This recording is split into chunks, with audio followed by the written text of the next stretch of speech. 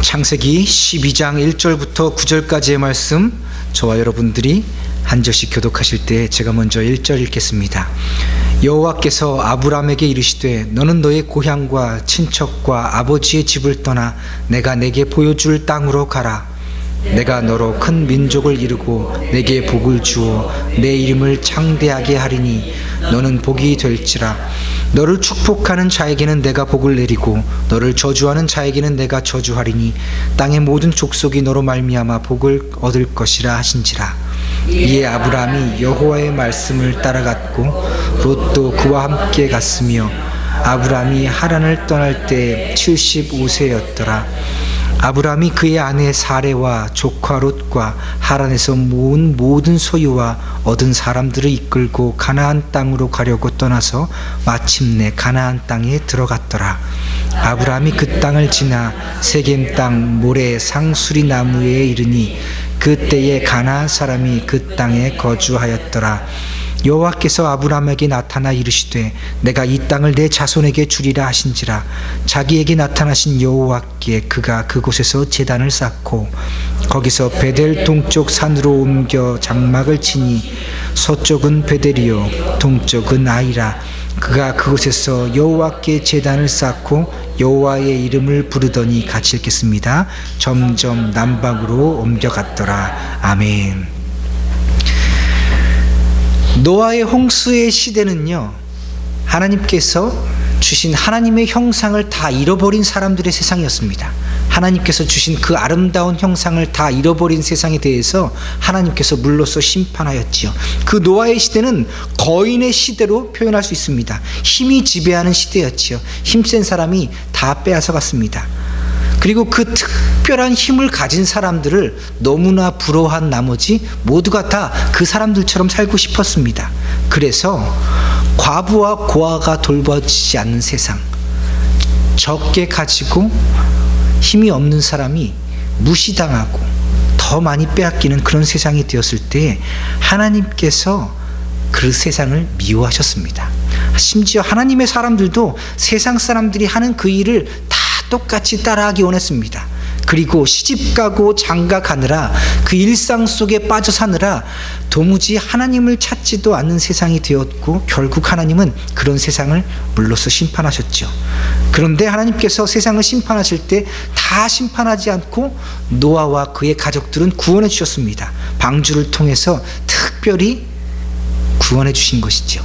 그런데 물로써 온 세상이 깨끗하게 심판받고 그것 때문에 살아난 노아의 가정은 그 이후에 완전히 새로운 삶을 살았을 것 같지만 우리 그렇지 않은 것을 지난주에 살펴보았죠. 노아와 그의 가족들 역시 실패하고 맙니다. 술 취함으로, 방탕함으로 그 죄악이 온천하에 드러나게 되지요. 그것 때문에 둘째 아들 함은 그 아비에게서조차 저주를 받게 됩니다. 그리고 노아는 홍수 후에 350년을 더 살다가 그렇게 생을 마감하게 되지요. 이것을 보면요, 아담 이래의 모든 사람들은 정말 아무 소망이 없음을 깨닫게 됩니다. 그리고 그 아담 이래로 가진 모든 사람들의 죄성은 오직 예수 그리스도의 한 분 그 은혜밖에 해결이 없구나라는 것을 알 수 있지요. 이제 앞으로 성경의 모든 내용은요, 온 인류가 이 한 사람, 육신을 입고 온 이 한 사람을 찾아가는데 빠르게 달려갑니다. 바로 예수 그리스도 말이지요. 모든 성경이 바로 이 예수님에 관한 기록입니다. 이제부터 말씀을 들을 때마다 그 가운데서 예수님을 발견하는 놀라운 축복이 우리에게 있기를 바랍니다. 자, 이제 말씀이 육신이 되신 그 예수님을 우리 성경 속으로 들어가서 만나보십시다. 노아의 홍수의 일을 기록한 창세기 9장을 지나서 10장은 노아의 아들들의 계보로 시작합니다. 셈과 함과 야벳의 족보지요. 그런데 가장 먼저 막내 아들 야벳의 족보가 나오고 그 다음 둘째 함, 그리고 첫째 셈의 족보가 맨 마지막에 기록됩니다. 왜 이렇게 순서를 바꾸어서 기록하느냐? 원래는 장자를 가장 먼저 기록해야 될 것이지만 첫째, 둘째, 셋째 다 이야기하고 다시 첫째로 돌아가는 것보다 셋째부터 차근차근 이야기하여서 그 첫째의 후손들을 통하여서 무언가 얘기하고 싶은 것이 있어서 순서를 이렇게 바꾼 것입니다. 셈의 족보를 또 이야기하면서 그 중간에 바벨탑 사건을 한 번 더 이야기하고 다시 셈의 족보가 계속 이어집니다. 그것은 지금 셈의 후손으로 인해서 온 세상이 구원받게 될 것인데 그 구원받게 되는 과정과 그 시대적 상황을 우리에게 보여주기 위함입니다. 이게 성경을 읽다 보면 9장, 10장, 11장의 내용들을 우리가 잘 알 수 있는 겁니다. 결론적으로 말씀드리면 셈의 후손인 아브라함, 그 아브라함의 후손을 통해서 온 세상이 구원을 받게 되는데 그 셈의 후손 아브라함이 등장하기 바로 이전에 바벨탑 사건을 크게 보여주신 것은 그렇게 악한 세대에 구원을 받게 되는 사람은 그 사람의 어떤 모습과 행위 때문이 아니라 오직 하나님의 은혜뿐이다라는 것을 보여주기 위함입니다. 우리들의 구원이 그렇습니다. 우리들이 구원받은 단 하나의 이유는 이 악한 세대에 우리가 선한 것을 아무것도 보여줄 수 없는 우리 같은 사람이 구원받은 단 하나의 이유는 바로 하나님께서 그저 우리에게 은혜를 베풀어 주셔서 그렇습니다. 자, 이제 앞으로 이어지는 성경의 내용은 앞으로 계속해서 이어지는 성경의 내용은 이 노아의 자손 중 셈의 자손으로서 이야기가 계속 진행이 됩니다. 아브라함을 지금 가장 크게 성경에서 창세기 12장에 확 갑자기 등장하게 하시는데요. 왜 그렇게 갑자기 아브라함이라는 사람을 우리 눈앞에 보여주시냐면 그의 자손을 통해서 예수 그리스도를 오시게 하시려고 작정하시기 때문입니다. 아브라함을 부르신 뜻은 무엇일까요? 그리고 왜 꼭 아브라함을 택하셨을까요? 우리를 향한 하나님의 놀라운 사랑을 그 가운데서 발견하기 원합니다. 노아의 아들들의 족보를 통해서 우리는 다음과 같은 세 가지를 배울 수가 있는데요. 먼저 그 노아의 아들들의 계보를 쭉 보니까 노아가 어떻게 축복했고 어떻게 저주한 내용이 그대로 이루어짐을 그의 자손들의 이름을 보고 확인할 수 있습니다. 또 그뿐만 아니라 노아의 그 자손들 3명의 자손들이 각 나라를 이룰 뿐만 아니라 그들이 각각의 언어를 가졌다고 기록합니다. 우리가 알기로는 바벨탑 사건 때문에 언어가 흩어졌다고 알고 있지요. 그러나 그 이전에 이미 셈과 함과 야벳에게 있어서 언어의 분화가 있었습니다. 각기 서로 다른 언어를 사용하고 있었다고요. 그러나 상황을 보니 바벨탑의 이야기를 보니 그들이 서로 다른 말을 하고 있었지만 다른 언어를 사용하고 있었지만 서로 알아들을 수 있을 만한 그런 언어를 사용한 것을 볼 수 있습니다. 우리 그런 증거를 좀 찾아보겠습니다. 창세기 10장 5절입니다. 수많은 민족들과 언어가 이미 그 아들들에게 있어서 존재하고 있었습니다. 창세기 10장 5절 같이 읽겠습니다.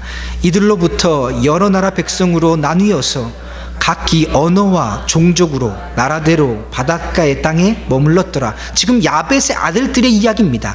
야벳의 아들들이 흩어져서 이미 여러 나라를 세웠고 그 백성으로 나눠서 각각 언어에 맞는 삶을 살았고 각각 종족대로 이뤘다고요. 그런데 특별히 야벳의 아들들은 바닷가 근처에 모여 살았다고 이야기합니다.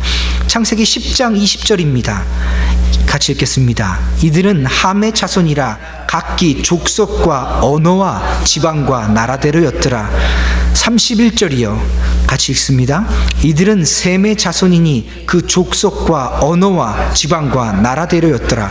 이미 셈, 함, 야벳을 통해서 아주 많은 사람이 태어났고 많은 족속이 생겼고 많은 나라가 생겼는데 언어가 같은 사람들끼리 모여 살았다고요. 이미 언어가 비슷한 사람들끼리 모여 산 것 보니 그들에게 여러 언어가 존재하고 있었음이 분명합니다. 그런 가운데 지금 바벨탑 사건이 등장한 겁니다. 바벨탑 사건으로 하나님께서 언어를 완전하게 흩으셔서 서로가 의사소통을 하지 못할 만큼 어렵게 만들기 이전에 언어의 다양성이 존재하고 있습니다. 자, 왜 이런 이야기를 하냐면요, 하나님께서는 이미 하나님의 사람들에게 생육하고 번성하여 땅에 충만하라, 그것은요 번성하여서 땅에 퍼져나가라고요. 그래서 각각의 언어를 가지고 각각의 나라를 세우면서 점점 더 퍼져나가면서 살려고 했습니다. 자, 아브라함의 이야기를 시작하기 이전에 지금 바벨탑 이야기를 살펴보기 위해서 지금 앞에 이야기를 살펴본 겁니다. 잘 머릿속으로 따라오시면, 논리적으로요 조금 이해하기 쉽지 않은 내용입니다. 아브라함의 축복을 이야기하기 전에 무슨 탑 사건이 있었다고요? 바벨탑 사건이요. 바벨탑 사건은 그들에게 저주였습니다. 그 바벨탑 사건의 저주가 보여주는 것은 그들이 각각 다양성을 갖고 있었지만 한 통일 안에서 지낼 수 있었지만 완전히 그 통일성이 깨어져서 서로 적대시하게 된 그런 상황까지 이어지게 된 겁니다. 이 바벨탑 사건을 통해서 우리가 몇 가지를 알 수 있는데요, 홍수 이후에 새로운 사람들, 노아와 그의 후손들이 어떻게 삶을 살아가고 있었는지 삶의 방식을 우리가 알 수 있습니다. 이 바벨탑 사건을 통해서 노아 이후에, 홍수 이후의 사람들이 어떤 세상을 이루고 살았는지를 우리가 알 수 있다는 것이죠. 홍수 이전에는 어떤 사람이 지배했다고요? 힘센 사람들, 거인들, 자이언트, 네피림이 지배했습니다. 그런데 이제 홍수 이후의 사람들은요, 용사여, 기술자여, 특별한 재능을 가진 니므롯이라는 사람들이 세상을 지배했습니다. 조그만한 강아지 사는 집 지을 때는요, 설계도 이런 거 별로 필요 없습니다. 그런데 커다란 빌딩을 지을 때는요, 빌딩을 올리는 금액만큼 설계하는데 아주 많은 돈을 들인다고 합니다. 하늘 끝에까지 닿는 탑을 쌓으려면 그들이 얼마나 큰 기술을 가지고 있었을까요? 니므롯의 시대는요, 대단한 기술을 가졌던 그런 시대입니다. 네피림의 시대는 하나님의 아들들이 사람의 딸과 음란하게 결혼해서 서로 거룩함이 드러나지 않고 서로 뒤엉켜 있다가 망하게 되었습니다. 시집가고 장가가는 일상 속에 빠져서 하나님을 찾지도 않은 그런 세상, 그 세상 때문에 홍수의 심판을 겪게 되었습니다. 그런데 이 니므롯의 시대는요, 그것에서 더 떠나서 이제 하나님과 맞서 겨루고 싶습니다. 그들의 교만이 점점 자라나서 자기 스스로를 신격화하기 원합니다. 그리고 내가 가장 높아지겠다, 자기 영광만을 추구하는 세상이 되었습니다. 악이 점점 자라냐면요, 어디까지 가게 되냐면, 나 이외에 다른 것을 내 위에 두지 않겠다, 내가 누구의 지배도 받지 않을 뿐더러 하나님의 존재를 내가 이겨보겠다, 여기까지 나아가게 됩니다. 악이 자라면 결국 하나님의 뜻을 거절하고 예배하는 것을 거부하고 하나님의 말씀을 적극적으로, 아주 능동적으로 대적하는 데까지 이르게 됩니다. 교만이 넘쳐나게 되지요. 그들의 마음이 어떤지 로마서 1장 20절 21절은 이야기합니다. 우리 신약성경 로마서를 찾아보시도록 하십시다. 니므롯의 시대, 그 타락한 시대, 바벨탑을 쌓았던 시대, 그 세대의 사람들의 마음이 기록되어 있습니다. 로마서 1장 20절 21절 같이 읽겠습니다. 창세로부터 그의 보이지 아니하는 것들, 곧 그의 영원하신 능력과 신성이 그가 만드신 만물에 분명히 보여 알려졌나니, 그러므로 그들이 핑계하지 못할지니라. 하나님을 알되 하나님을 영화롭게도 아니하며 감사하지도 아니하고 오히려 그 생각이 허망하여지며 미련한 마음이 어두워졌나니. 아멘. 지금 이 니므롯의 시대, 바벨탑의 시대는 바로 그 선조 시대에 그 조상들이 무엇을 경험했습니까? 홍수를 이미 경험하였습니다. 그것을 다 들었습니다. 이미 홍수의 심판을 그들은 몸소 체험하고 다 알았지만, 그 모든 것을 알았지만, 하나님을 알지만 하나님을 영화롭게도 하지 않고 주신 모든 것에 대해서 하나님께 감사하지도 않고, 오히려 생각이 허망해졌다고요. 자꾸 헛된 것만 추구합니다. 이루지 못할 것들만 계속 생각합니다. 그리고 마음이 어두워졌는데 이미 미련한 그 마음이 하나님을 알되 찾지도 않은 그 미련한 마음이 더욱 어두워져 버려서 교만한 데까지 이루어지게 됐다고요. 니무롯은 용사요, 기술자라고 했죠. 대단한 지식을 가진 사람들이었습니다. 지식이 힘이 되어서 그 지식으로 세상을 다스리는 사람이었습니다. 자신의 힘과 기술로 오직 자신의 이득만을 위해서 살아갔던 교만한 족속들이었습니다. 바로 이러한 시대가 니무롯의 시대였습니다. 그런데 이 니무롯이 누구의 자손이냐? 바로 노아에게 저주받은 함의 자손입니다.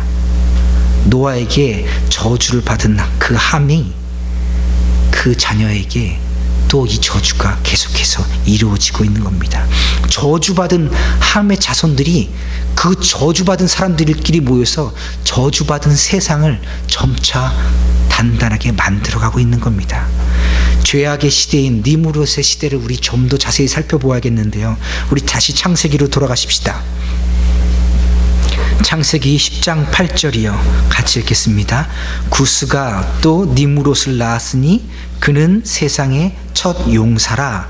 지금 함의 아들 그 족속으로 니무롯이 태어나는데 니무롯이 세상의 첫 용사다. 짧은 구절이지만 그 이후에 일어난 일들을 보면 니무롯이 어떤 사람이었고 그 사람들이 이뤄낸 세상이 어떤 세상임을 우리 잘 알 수 있습니다. 왜 우리가 지금 이 니무롯의 세상을 이렇게 살펴보냐면요, 이 니무롯이 지배하는 세상, 이렇게 죄악이 관영된 세상에서 바로 그 다음에 하나님께서 아브람을 만나 주셨기 때문입니다. 왜 우리가 이렇게 죄악이 관영한 세상을 살피냐면 그런 가운데 하나님께서 어떻게, 왜, 무슨 목적을 가지고 은혜를 베푸셨는지 살펴보기 위함입니다. 니무롯이라는 이름은요, 반역자라는 뜻입니다. 하나님을 적극적으로 반역한 사람이었다고요. 하나님께 대적한 사람이었습니다. 그리고 니무롯은요, 우두머리였습니다. 우두머리라고 하는 것은요, 자기의 힘을 가지고 어떤 사람들을 끌어모으는 겁니다. 그래서 어떤 그룹을 만들어서 그의 리더가 됐다는 것이죠. 니무롯은 그런 사람이었습니다. 그리고 용감한 사람이었습니다. 용사였습니다. 아주 능력이 축출하고 기술이 대단한 사람이었어요. 그래서 탑을 쌓을 만한 능력과 그 탑을 쌓을 만한 모든 기계적인 기술까지도 다 가지고 있는 사람이었습니다. 그리고 그를 사냥꾼이라고 얘기하는데, 특별히 사냥꾼이라고 얘기할 때 그의 잔인한 측면이 보여준다고 성경 신학자들은 해석하고 있습니다. 뿐만 아니라 니무롯은요, 그 땅에서 왕이었습니다. 창세기 10장 10절 말씀 같이 읽어보겠습니다. 그의 나라는 시날 땅의 바벨과 에렉과 악갓과 갈레에서 시작되었으며, 그가, 니무롯이 그의 나라를 가지고 있었다고요. 그는 왕이었습니다. 그런데 그 땅을 보면 시날 땅의 바벨론으로부터 시작해서 쭉 나가서 아수르까지 나아갑니다. 그런데 여러분, 먼 훗날 이스라엘 백성을 포로로 잡아가고 이스라엘 끝까지 괴롭혔던 나라 두 나라의 이름이 있죠. 무엇입니까? 바벨론과 아수르요. 북쪽 이스라엘을 완전히 망하게 만들었던 아수르, 남유다까지 망하게 만들었던 바벨론. 지금 니무롯의 자손들이, 함의 자손들이 그 족속을 이루어서 하나님께서 택한 백성들을 끝까지 괴롭히게 되는 것입니다. 그는 그러한 왕이었습니다. 그런데 왕이면서 용사였고 반역자였고 그룹의 우두머리였던 니무롯에게는 큰 야심과 목표가 있었습니다. 그의 마음을 살펴보겠습니다. 창세기 11장 4절입니다. 같이 읽겠습니다. 또 말하되 자, 성읍과 탑을 건설하여 그 탑 꼭대기를 하늘에 닿게 하여 우리 이름을 내고 온 지면에 흩어짐을 면하자 하였더니, 최고의 야심이지요. 자기의 이름을 하늘탑 꼭대기에 새기자는 겁니다. 그리고 흩어짐을 면하기 위해서 탑을 쌓자고요. 하나님께서 사람들에게 생육하고 번성하여 땅에 충만하라 명령하셨고, 그들이 실패해서 홍수로 심판당한 이후에 노아와 그의 자손들에게 무엇라고 명령하셨죠? 생육하고 번성하여 땅에 충만하라. 똑같이 땅에 흩어져서 땅에 충만하여 살자고 하였는데, 지금 이 니므롯은요, 그 하나님의 명령에 적극적으로 거부하는 겁니다. 내가 흩어져 살지 않겠다. 내가 똘똘 뭉쳐서 우리가 이 흩어짐을 면하고 살겠다라고 하나님을 반역하고 있는 겁니다. 그래서 저 하늘 꼭대기에 이름을 내겠다고 하늘 꼭대기에 닿는 탑을 쌓겠다고 합니다. 그 하늘 꼭대기에 올리는 탑을 쌓으려면 얼마나 큰 기술이 있어야 됩니까? 디스커버리 채널을 보니까요, 아주 많은 고대에 남아있는 웅장한 건축물을 살펴보았는데 오늘날의 기술로도 도저히 이해할 수 없는 건축물들을 그들이 세웠더라고요. 그때 당시에 어떻게 저렇게 수십 톤이 되는 돌을 저렇게 정교하게 올려 세울 수 있을까? 남아있는 기둥들을 살펴봤는데요, 그 어마어마한 돌 위에 돌이 쌓여서 기둥을 쌓았는데, 그렇게 오랜 시간이 지났는데 그곳에 작은 바늘이 들어가지 않습니다. 얇은 철사로 그것을 넣어봤는데요, 그 사이에 틈이 없어요. 사람이 손으로 쪼개서는 그 큰 돌이 그렇게 정교하게 맞닿을 수 없다는 겁니다. 그래서 연구를 해보았습니다. 그랬더니 돌을 자르는 기계와 기술들이 그들에게 있었다는 거예요. 놀랍지요? 오늘날 우리가 가지고 있는 그 다이아몬드로 잘라내는 그런 정교함이 그 당시에 돌을 잘라내는 기술이 있었고, 그 수십 톤을 높이 들 수 있는 기술이 있었답니다. 아무리 많은 사람이 달라들어도 그 수십 톤의 돌을 들어서는 할 수 없습니다. 그래서 오늘날 우리들이 알 수 있는 거대한 골리앗과 같은 그런 기중기들, 그런 것들이, 트레인 타워 같은 것들이 그들에게 기술이 있었더라고요. 생각해 보세요. 지금 이 세상에서 가장 높은 타워를 쌓는데, 제일 높은 빌딩을 짓는데 얼마나 많이 들고 얼마나 큰 기술이 필요합니까? 수백 층이 올라가는 빌딩을 짓는 기술을 가진 나라가 몇 되지 않습니다. 그런데 지금 니므롯은요, 그런 기술이 있었다고요. 그 모든 것을 이미 갖추고 그 공사를 진행할 정도로 대단한 사람이었답니다. 그런데 그것을 해서 뭐 하겠다고요? 내 이름을 내겠다고요. 나의 영광을 위해서 내가 이 높은 것을 쌓겠다고요. 그 명성을 통해서 이 땅을, 온 세상을 지배하겠다는 겁니다. 그들의 교만이 하늘을 찔렀지요. 하나님보다 더 높아지려는 마음이었습니다. 그러나 하나님께서 그들이 그러한 마음으로 시작한 일들을 그저 좌시하지 않았습니다. 서로 언어가 다르고 서로 조금 다른 문화를 가지고 있었지만 서로 의사소통을 할 수 있으므로 그들이 공사를 하게 되자 하나님께서 그들의 언어를 완전히 흩어버렸습니다. 한순간에 흩어져서 무엇을 하라고 하는지 알지 못하고 그들이 명령해도 뭘 해도 알지 못하는 세상이 되어서 그 사역이 중단되고 흩어져 버리게 되지요. 창세기 11장 7절 8절 말씀이 그것을 이야기하여 줍니다. 같이 읽겠습니다. 자, 우리가 내려가서 거기서 그들의 언어를 혼잡하게 하여 그들이 서로 알아듣지 못하게 하자 하시고, 여호와께서 거기서 그들을 온 지면에 흩으셨으므로 그들이 그 도시를 건설하기를 그쳤더라. 바벨탑을 쌓는다고 했을 때 그것을 흩어버렸는데 하나님께서는 무엇 건설하는 것을 멈추게 만드셨다고요? 도시 건설을 막으셨다고요. 그 바벨탑은 자기네들만의 하나님 없이 우리끼리 살아가겠다고 나라와 도시를 건설하고 있었다는 겁니다. 언어의 흩어짐에 관한 이야기가 나왔으니 우리 꼭 하나 짚어 넘고 가야 될 이야기가 있습니다. 언어가 이렇게 다 흩어졌습니다.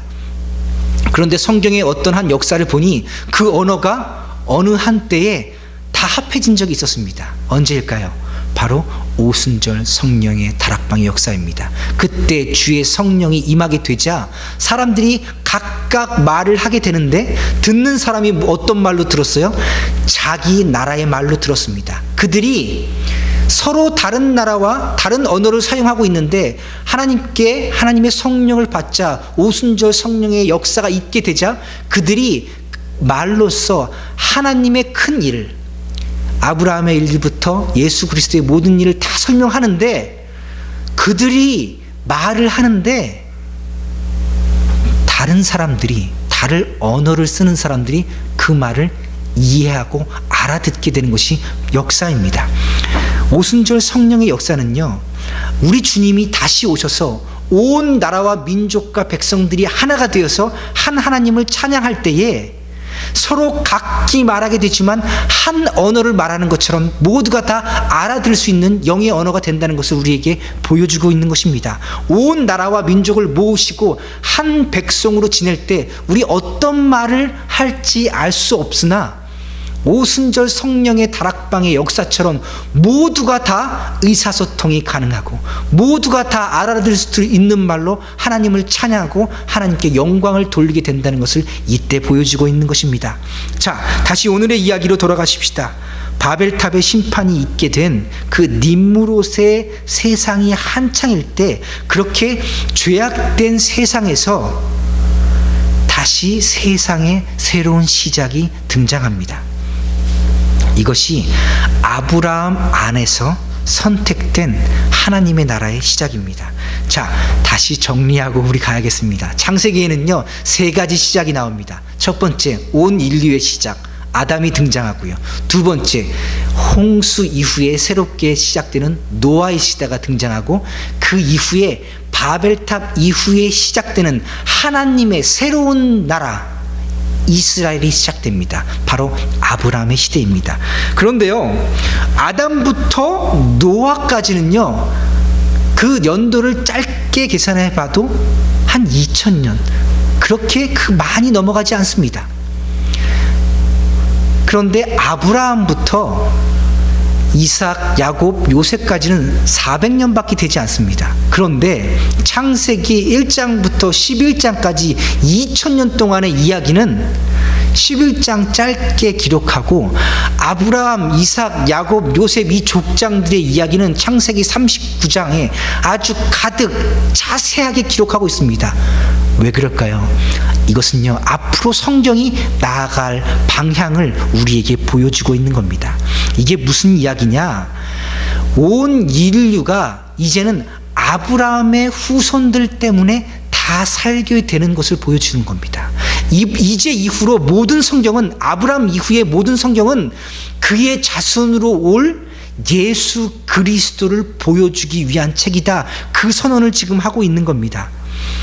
아브라함을 통해서 나라와 민족이 이루어지는데 그들의 이름이 바로 이스라엘입니다. 그런데 이스라엘 나라가 우리에게 왜 이렇게 중요합니까? 지금 저 중동에 있는 이스라엘이 지금 이 이스라엘일까요? 맞습니다. 그 이스라엘이 바로 지금 이 이스라엘이에요. 그 사람들이 유대인이고 지금 우리가 말하는 주이시가 그들입니다. 지금 그들의 역사와 우리들의 역사가 함께 같이 가고 있는 거예요. 그런데 하나님이 이스라엘 사람만 구원해 준다고 했거든요. 유대인만 구원해 준다고 했습니다. 그러면 우리 지금 한국 땅에서 태어나고 미국에서 살고 있는 코리안 아메리칸인 우리는 어떤 사람입니까? 이방인이에요. 구원이 없는 사람들이지요. 우리는 구원이 없는 이방인이고, 그 유대인이 볼 때 개만도 못한 그런 사람들인데, 왜 우리가 지금 이렇게 하나님 앞에 나와서 하나님이 우리 아버지라고 부르고 있습니까? 남의 아버지인데 너무 좋으니까 그냥 my father 그렇게 부르나요? 너무 좋은 사람이니까 나도 그냥 껴서 당신 아들 하겠습니다 하면 그게 됩니까? 아니지요. 지금 성경은 무엇을 얘기하고 싶은 거냐면요, 오직 이스라엘 족속만 하나님의 나라의 백성이 되고, 오직 그 백성들만, 아브라함의 자손들만 천국에 들어갈 수 있는데, 어떤 사람이 정말 아브라함의 자손인가를 보여주고 싶은 겁니다. 아브라함 이후의 자손들을 통해서 어떤 사람이 진짜 아브라함의 후손이고 어떤 사람들이 정말 이스라엘 백성인가, 그것을 보여주는 책이 바로 성경책입니다. 이제부터 그러니 우리는 아브라함의 후손들을 자세히 살펴봐야죠. 그것을 살펴보는 것으로써 진짜 아브라함의 자손이 누구인가, 진짜 이스라엘 백성이 누구인가를 우리 알게 됩니다. 결론부터 말씀드리면요, 예수 그리스도를 믿는 모든 사람들이 바로 이스라엘 나라 사람들입니다. 영적 이스라엘 사람들이고요. 영적 아브라함의 자손입니다. 육신의 할례를 받은 사람만이 아브라함의 자손이 아니라 마음의 할례를 받고 오직 예수 그리스도 앞에서 참회하며 예수 그리스도 이외에는 아무런 구원이 없습니다 라고 믿고 고백하는 사람들이 바로 영적인 아브라함의 자손이요 하나님의 나라에 들어갈 자인 줄 믿습니다. 자, 이 내용을 우리 살펴볼 겁니다. 아브라함을요 모든 믿는 자의 조상이라고 부릅니다. 아브라함을 누구의 조상이라고 얘기한다고요? 모든 믿는 자의 조상이요. 왜 아브라함을 모든 믿는 자, 모든 신자의 조상이라고 부르냐면요, 그로부터 육체를 따라서 예수 그리스도가 이 땅에 오셨기 때문입니다.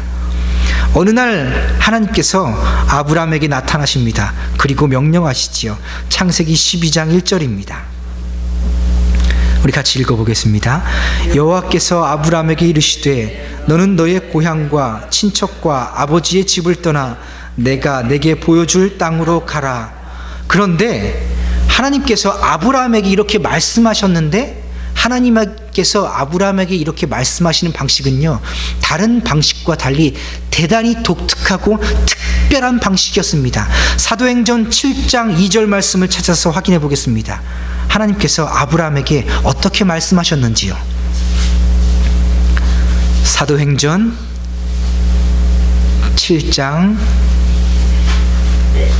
2절 말씀입니다.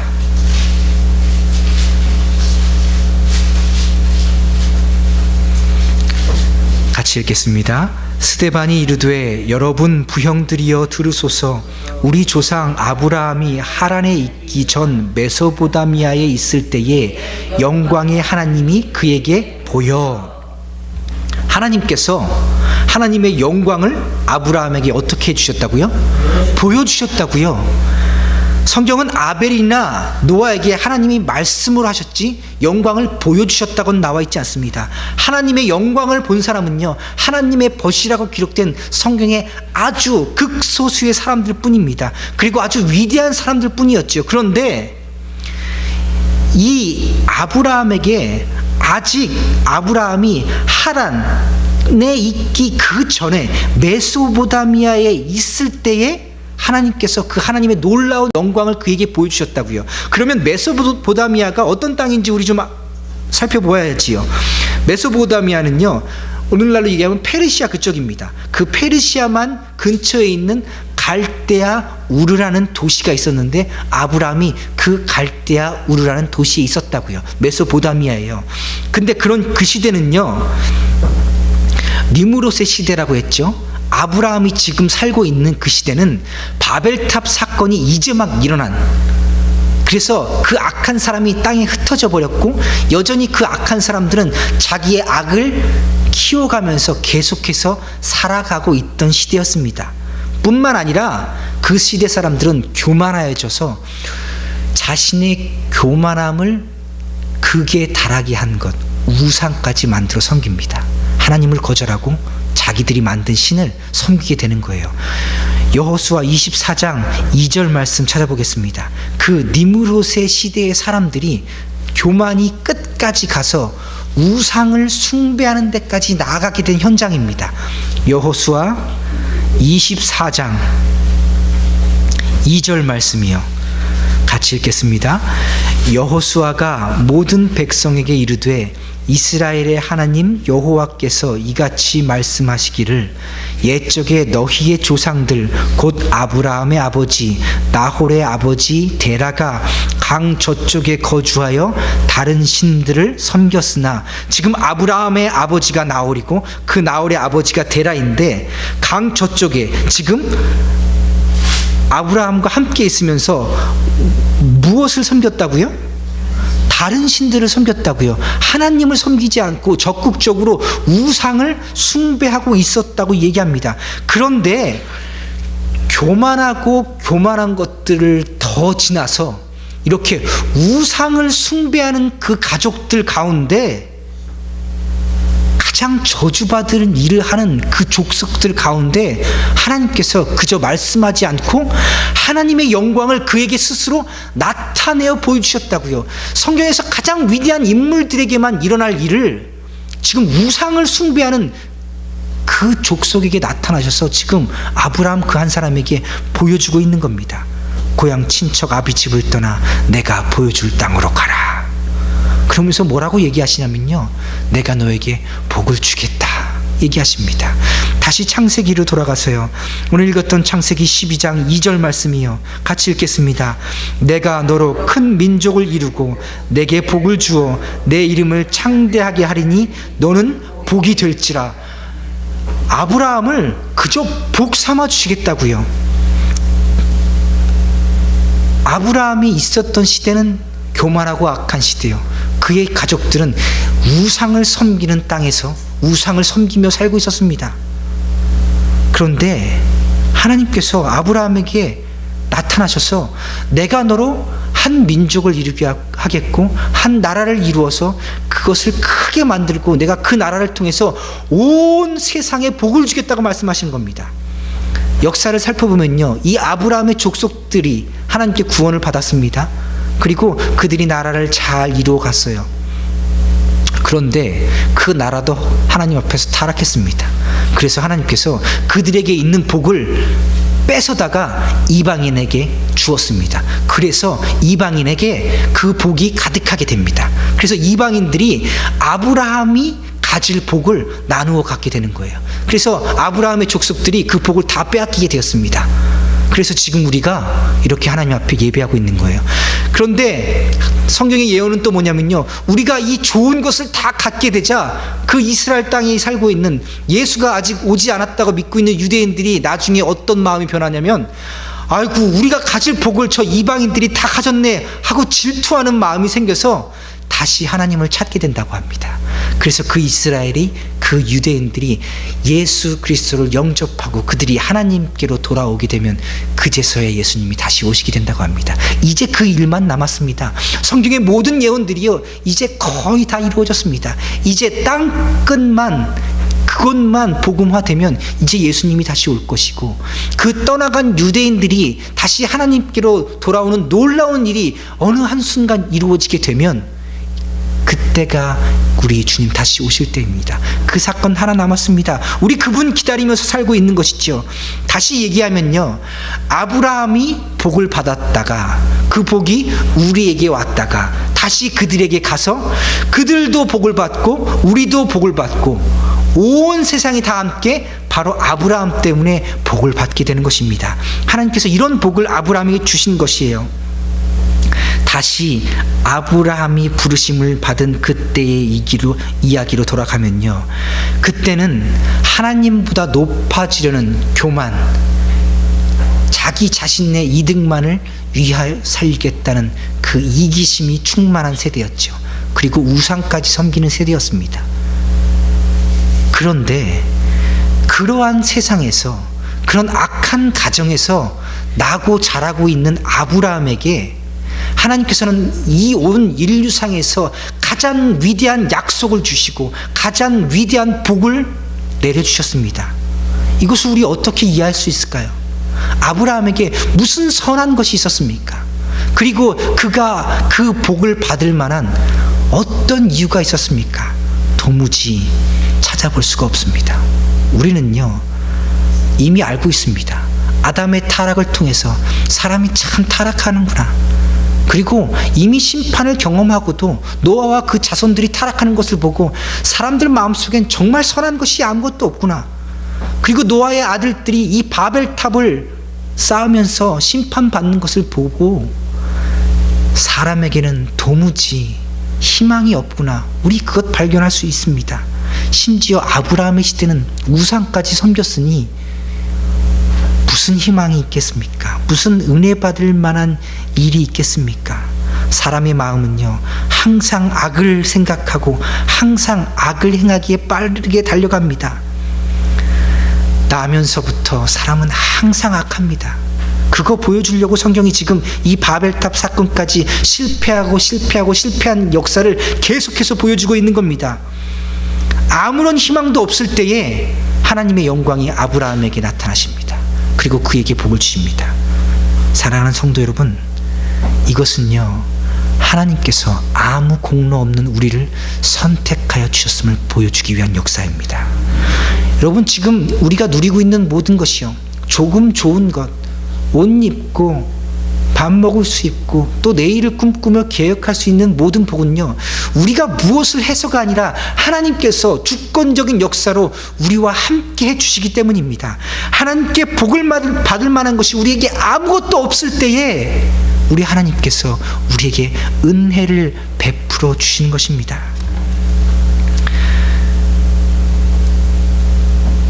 우리가 받은 것은요, 우리가 무엇을 받을 만한 자격이 있어서가 아닙니다. 그저 하나님께서 우리에게 은혜를 베풀기 원하셨기 때문에 우리가 지금 이 은혜를 누리고 있는 줄 믿습니다. 아브라함이 하나님께 선택을 받을 때 그는 아무런 공로가 없었습니다. 아무리 둘러보아도 그가 은혜 받을 만한 조건이 아무것도 없었습니다.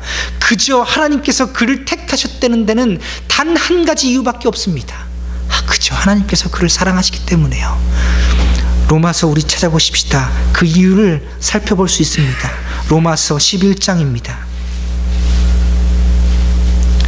여기에서 하나님께서 아브라함을 택하신 이유를 발견할 수 있습니다. 로마서 11장 4절 5절 말씀 같이 읽겠습니다. 그에게 하신 대답이 무엇이냐? 내가 나를 위하여 바알에게 무릎을 꿇지 아니한 사람 7,000명을 남겨두었다 하셨으니 그런즉 이와 같이 지금도 은혜로 택하심을 따라 남은 자가 있느니라. 아멘. 이 이야기는요, 저 구약 시대에 가장 악한 왕 아합의 시대에 엘리야 때의 이야기입니다. 바알에게 무릎 꿇지 않은 7,000명을 하나님께서 남겨주셨다고 합니다. 이 남은 자들 때문에 이스라엘 백성이 다 죽지 않고 살게 되었고, 이 남은 자들 때문에 오늘 우리가 있게 된 겁니다. 이 남은 자를 교회라고 얘기합니다. 그런데 누구를 위하여 바알에게 무릎 꿇지 아니한 이 7,000명을 남겨두었습니까? 내가 나를 위하여. 하나님께서 그저 하나님의 영광을 위하여 7,000명을 남겨두신 겁니다. 그런즉 이와 같이 지금도 택하심을 따라 남은 자가 있느니라. 지금도 이 땅에 남은 자가 있는데 무엇으로 택하심을 받았다고요? 은혜로 택하심을 따라 남은 자가 있다고요. 바알에게 무릎 꿇지 아니한 7,000명이 믿음이 훌륭하여서 그들이 뭐가 남아 있어서 목숨 걸고 바알에게 무릎 꿇지 아니한 것이 아니라 하나님께서 그저 은혜로 그들이 무릎 꿇지 않도록 만들어 주신 겁니다. 하나님의 이름을 위하여 그 위대한 역사를 그들로 하여금 이루어내게 하신 겁니다. 아브라함의 택하심에 딱 한 가지 이유가 있지요. 그것은 바로 하나님의 은혜입니다. 하나님께서 은혜로 하나님의 백성을 하나님의 백성 그저 삼아주신 겁니다. 여러분, 우리가 하나님의 백성입니다. 우리가 하나님께 무슨 복을 받을 만한 조건이 있겠습니까? 아무 조건 없이 하나님께서 우리를 하나님의 백성 삼아주셨습니다. 심지어는요, 우리가 가장 극심한 죄악에 있을 때에, 가장 죄가 많을 때에, 그 죄가 많은 곳에 가장 큰 은혜를 베풀어 주시는 분이 우리 하나님이십니다. 죄 때문에 넘어져서 우리가 도무지 일어날 수 없었다고 얘기할 바로 그 순간에 바닥에 엎드려서 나의 저주받은 몸과 인생들을 한탄할 그 순간에 그곳에서 우리 주님이 함께 해주십니다. 그리고 그분이 우리 주님이십니다. 로마서 5장 6절 8절 우리 2절 말씀 읽어볼 텐데요, 우리 예수님께서 우리를 얼마나 사랑하시고 우리를 어떻게 선택하여 주시는지 읽을 수 있습니다. 로마서 5장 6절 그리고 8절 말씀 같이 읽겠습니다. 우리가 아직 연약할 때에 기약대로 그리스도께서 경건하지 않은 자를 위하여 죽으셨도다. 우리가 아직 죄인 되었을 때에 그리스도께서 우리를 위하여 죽으심으로 하나님께서 우리에 대한 자기의 사랑을 확증하셨느니라. 아멘. 우리가 아직 죄인 되었을 때에 우리 주님께서 우리를 위하여 죽어주셨습니다. 뿐만 아니라 아무런 공로가 없는 우리를 위하여 우리 주님이 다시 살아나셨습니다. 그리고 그 똑같은 영광을 우리에게 주시겠다고 약속하여 주셨습니다. 그리고 또 지금 하나님 우편에서 지금도 나 같은 죄인을 위하여 기도하고 계신 분, 그분이 우리 주님이십니다. 말씀을 맺겠습니다. 하나님께서 그 악한 세대에, 그 악한 족속인 아브라함에게서 아무 공로를 찾을 수 없을 때 하나님의 영광을 보여주신 이유는 우리 도무지 사람에게서 찾을 수 없습니다. 그는 하나님께 복을 받을 만한 아무런 이유가 없었습니다. 그런데 하나님께서 그를 하나님의 자녀 삼아주시고 백성 삼아주시고 복의 근원을 삼아주셨습니다. 사랑하는 성도 여러분, 우리가 그 족속입니다. 우리가 그 백성입니다. 아무리 둘러보아도 나의 인생은, 우리의 인생은 은혜 받을 만한 아무런 조건이 없더군요. 그런데 우리 하나님께서 오늘 우리에게 이렇게 말씀하십니다. 사랑하는 자야, 내가 너를 사랑한다. 그것은요, 무한하신 하나님의 사랑이 그저 우리에게 저 해처럼 내려주는 것인 줄 믿습니다. 우리 그 은혜에 감사하며 감격하며 날마다 살아가시기를 예수 그리스도 이름으로 축복합니다. 우리 같이 기도하십시다.